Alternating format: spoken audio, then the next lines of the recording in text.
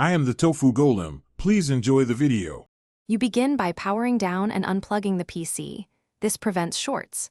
Next, open the case and ground yourself to avoid static damage. Once the side panel is off, identify the PCIe X16 slot and measure clearance because many GPUs are long and thick. Know why fit matters. Remove adjacent expansion slot, covers now so the card will seat cleanly later. Finally, if needed, unscrew the GPU bracket and prepare your workspace with the new GPU and tools at hand. You align the GPU's gold fingers with the PCIe X16 slot and remove any protective connector cover. This is the exact interface that carries high-speed data. Press the card straight down until the slot latch clicks. Do not angle it. Once seated, screw the bracket to the case to prevent sag.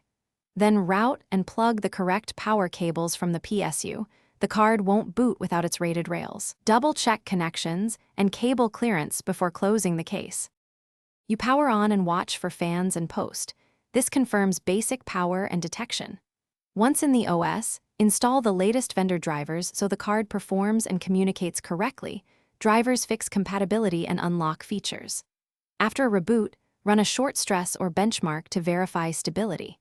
If you get no video, turn off, reseat the card, try another PCIe slot or different power cable, and ensure BIOS is set to PCIe primary. One key tip: Thanks for watching. Consider subscribing if we helped you today.